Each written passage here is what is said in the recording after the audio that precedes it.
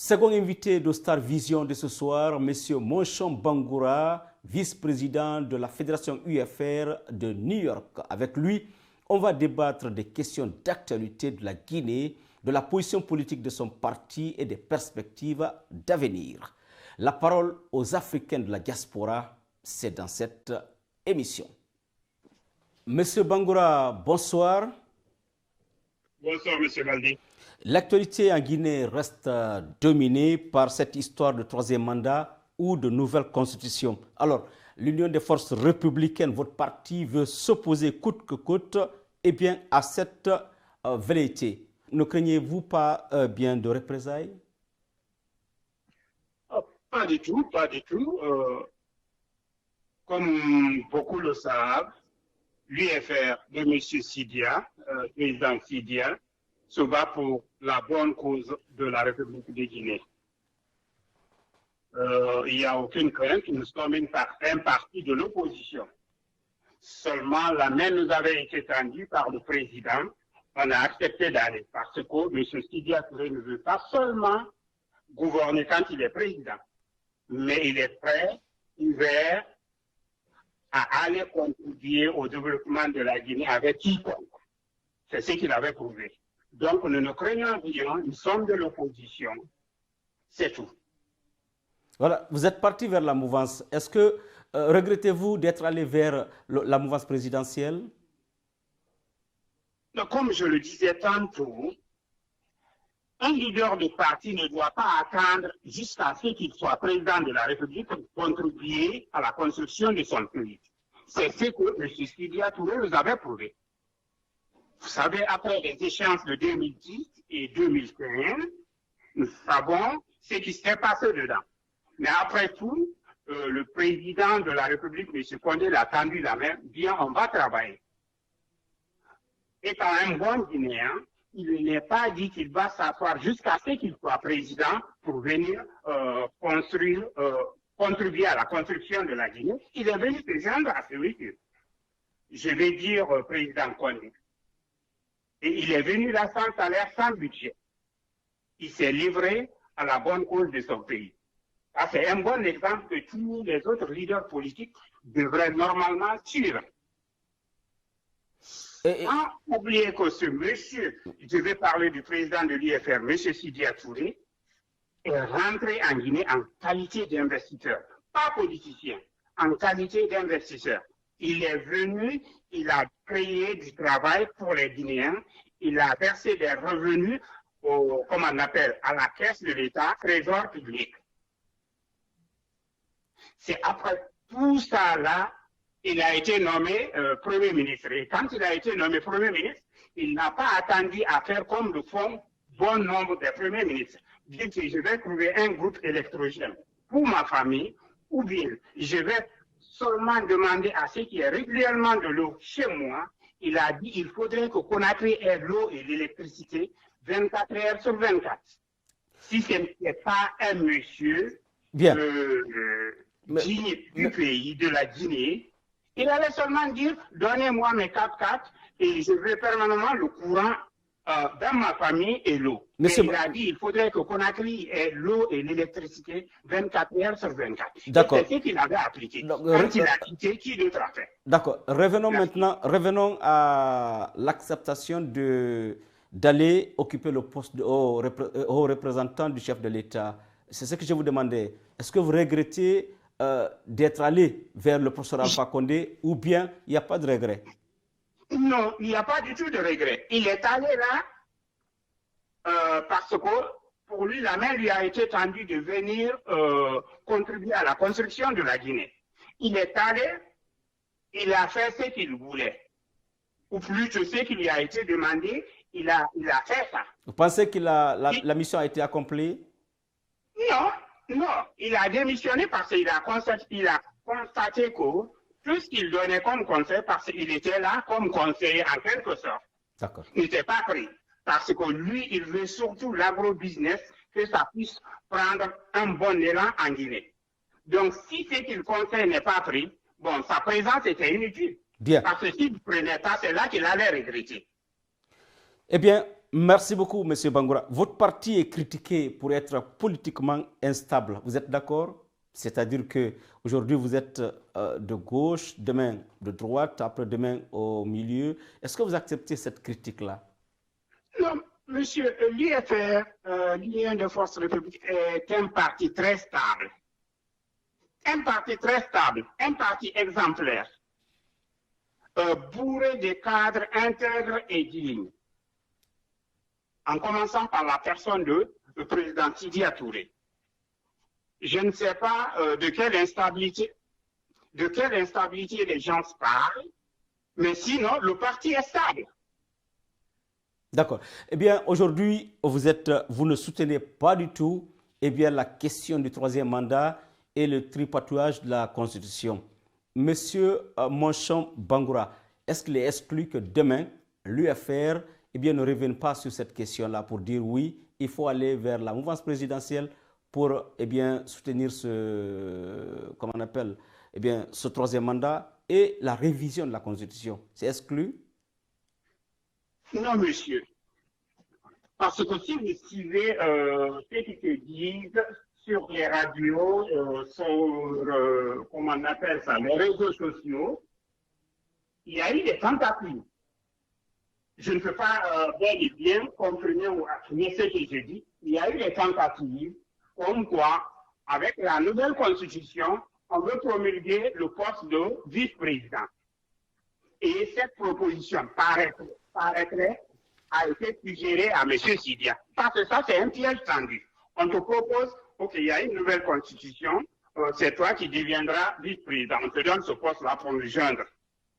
Mais si tu vas, dès que ça passe, on peut te mettre de côté.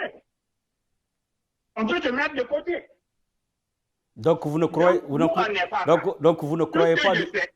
pas du tout alors? On ne soutient pas du tout. Monsieur Condé ou président Condé a fait prestation de serment sur cette constitution 2 fois, en 2010. Il n'a rien évoqué comme dans normal. On n'a pas dit que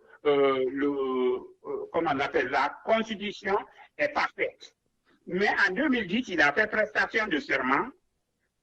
Et en 2015, il a fait prestation de serment. Ce n'est pas à la fin du second mandat qu'on va attendre, qu'on va maintenant dire qu'il faut faire un changement de ceci ou de cela. Bien. On se connaît en Guinée. On ne peut pas soutenir, on n'a pas soutenu hier, on ne soutiendra pas aujourd'hui ni demain. Je rappelle que nous sommes avec... On a fait le front, oui. Comment on appelle?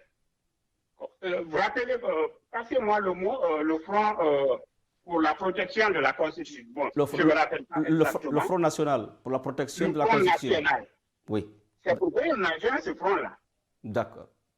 Alors, M. Bangoura,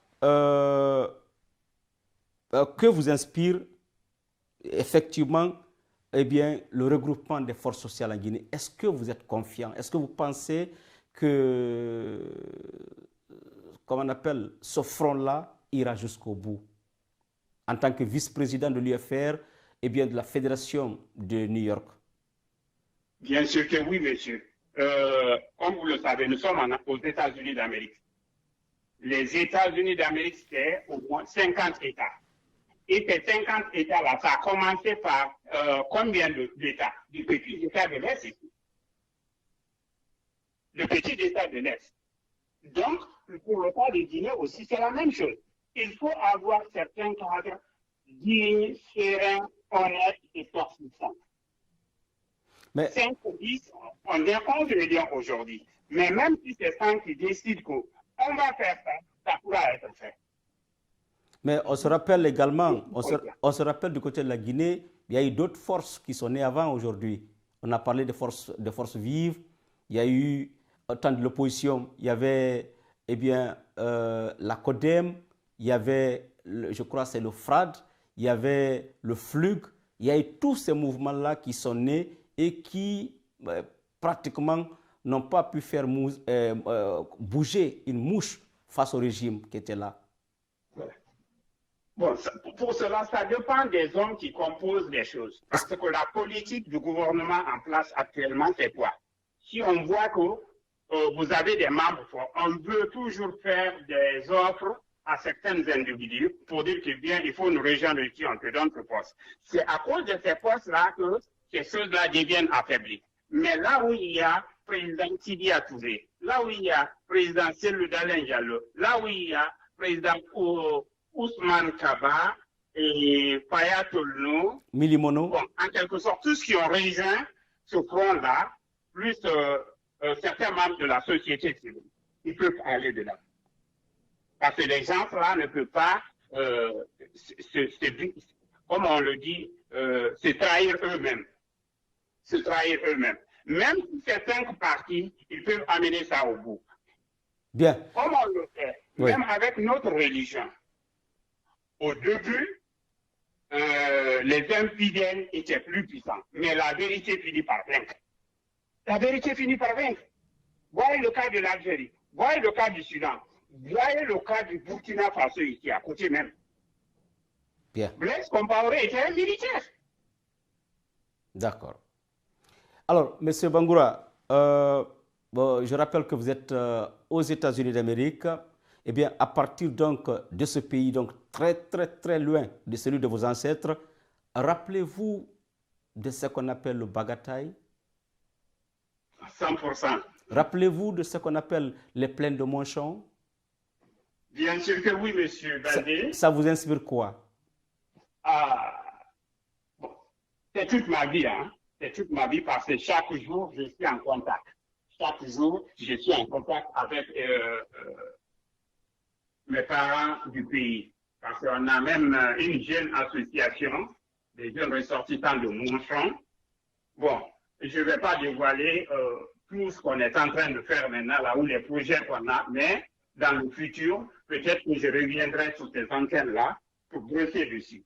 Mais ça me rappelle de beaucoup. Seulement, un petit regret dans le cadre de l'aménagement du plain de Monchon. Vous savez, l'aménagement d'un domaine agricole, c'est la maîtrise et la gestion des eaux. Je vais parler ici, la rétention, le drainage et l'irrigation. Mais nous, dans le cadre de Monchon, on a, on a une procédure qui suit seulement une voie, c'est-à-dire le drainage de l'eau. Mais quand on a besoin, il n'y a pas d'irrigation. Pendant les belles saisons, les saisons pluvieuses, il y a une petite rétention de l'eau vers Titifini et l'eau la coule à partir d'un canal principal, juste pour drainer. Au moment où sortent de quoi les villageois ont besoin de l'eau, on ne peut pas irriguer parce que l'aménagement, c'est ça. Il faut conserver l'eau pendant que les pluies sont à l'étirage et pendant qu'il y a besoin ou manque d'eau, on draine ces eaux-là dans les champs agricoles. Et notre cas, on fait seulement que faire sortir d'eau. Donc, il y a eu un peu un manque de la part des riches qui étaient venus choisir.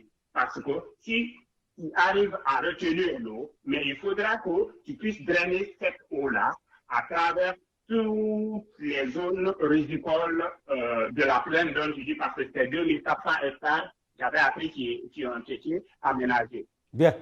Voilà, c'était juste pour savoir si l'homme de Monchon, depuis les États-Unis, n'a pas oublié ni la géographie ni la culture. Je comprends que vous maintenez encore. Merci à vous. Est-ce que vous avez un message à lancer en ce moment à tous les militants de l'UFR qui nous écoutent, à tous les Guinéens qui nous écoutent, à tous les Africains à travers le monde entier qui nous écoutent? Votre message? Merci beaucoup, M. Baldé. Le message est l'union, l'unité. Vous savez, la Guinée, c'est 4 régions naturelles. Et les véhicules, c'est 4 pneus. Donc, on a besoin de ces 4 régions naturelles-là, ces 4 pneus-là, pour que le véhicule marche. Donc, unissons-nous. Quelle qu'en soit la puissance de mensonge, ça va tomber un jour. Nous savons que ce que nous sommes en train de pousser maintenant, là, c'est-à-dire ne pas toucher à la Constitution guinéenne, vraiment, continuons. Le peu de gens qui sont là, courageux, prêts à partir jusqu'au bout, continuons. La vérité finit par vaincre. les autres qui sont là en train de faire les mamayas, parce que l'argent qu'on donne là, qu'on répartit là, pour faire la propagande là, l'argent là pouvait servir à la construction des écoles, des centres de santé dans les villages. Et tout comme l'anniversaire, les 60 ans qu'on vient de célébrer. Combien on a dépensé dedans? Pourquoi on n'a pas utilisé ces sommes-là, même si c'est dans une préfecture, pour construire depuis un plus petit village jusqu'au centre les infrastructures sociales et venir célébrer ça là. On pourrait faire ça 5 ans, 10 ans, tous ces 800 ou 7 ans que le président Condé a fait, il pouvait investir ça dans les petits villages, avoir des points d'eau aménagés, avoir des centres de santé, avoir des écoles. L'État se perd de vue, on a eu Ebola. Donc, prendre l'argent là, au lieu de fêter comme au temps du parti unique, prendre l'argent là, investir dans ces trucs comme ça là, des infrastructures sociales, et venir célébrer ça. D'accord. Ça, je pourrais applaudir pour ça. Bien. Donc, on se donne les mains. Ne pas laisser les gens se trahir. On a déjà 60 ans. Mais les gens qui ont eu l'indépendance après nous ont dépassés. Donc, M. Condé est venu, il a passé tout son temps en Europe. Si il a vu là-bas, il le sait. C'est 8 ans, il n'a qu'à quitter. Il laissait comme ça. Malgré qu'il dit qu'il a pris là où le président Sékou Touré avait laissé. Mais il n'a pas se rappelé que Conté, président Conté a été le père de la démocratie en Guinée. Parce qu'il nous a donné une loi fondamentale. Il a créé le multipartisme, la Cour suprême, et pas mal d'institutions. Il a fait la restructuration de l'armée, comment on appelle, de l'éducation, de la santé. Il a tenté ce qu'il pouvait. Bien. Il a changé du parti unique au multipartisme. Et ça a remporté les gens comment on appelle, en Europe de l'Est. Très bien. Par exemple, Gorbatchev. Et dans les pays Balkans, c'est devenu de la guerre civile. Mais Conté en Guinée a pu faire ça et il a géré les guerres civiles qui nous entouraient. D'accord. Merci donc, Monsieur Bangoura. C'était donc Monsieur Monchon Bangoura, vice-président de la Fédération UFR de New York. Merci à vous, Monsieur Bangoura. Merci, Monsieur Baldi. Voilà. Je reviens à vous tout à l'heure après la pause.